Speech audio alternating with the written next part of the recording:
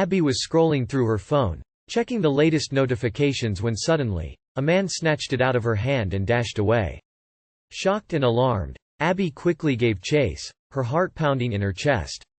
As she ran through the crowded streets, she couldn't help but feel a sense of dread. There had been something off about the way that man had looked at her. Finally, after a frantic pursuit, Abby caught up to the thief in a secluded alley. Gasping for breath, she noticed the man fidgeting with her phone, seemingly oblivious to her presence. She stepped forward, her voice trembling. "Hey, that's my phone. Give it back." The thief glanced up, his eyes widening in surprise. It was her ex-boyfriend, Adam. Abby's shock turned into confusion, and then a creeping unease. Why would Adam steal her phone? Slowly, realization dawned on her. The ever-present feeling of being watched, the constant anxiety, it was him.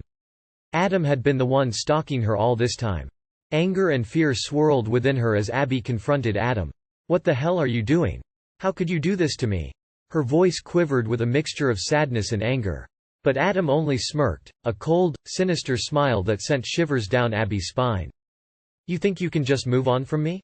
Forget about me? I'll make sure you never forget again," Adam sneered, raising a knife. Abby's heart lurched, and she instinctively took a step back, her mind racing. She had to escape, had to find a way out of this nightmare. Suddenly, Abby heard footsteps echoing from further down the alley.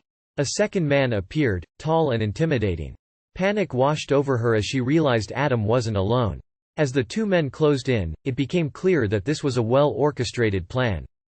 Feeling trapped and desperate, Abby's fight-or-flight response kicked in. She darted towards the narrow opening that led back out to the main street. Her body propelled her forward, adrenaline coursing through her veins. She could hear the men chasing after her, their heavy footsteps gaining ground. Just as Abby reached the mouth of the alley, she felt a searing pain in her side. She cried out as she stumbled forward, the world spinning around her.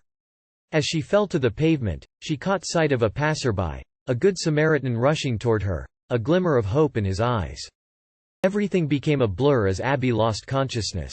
The last thing she heard were distant sirens, growing louder with every passing second.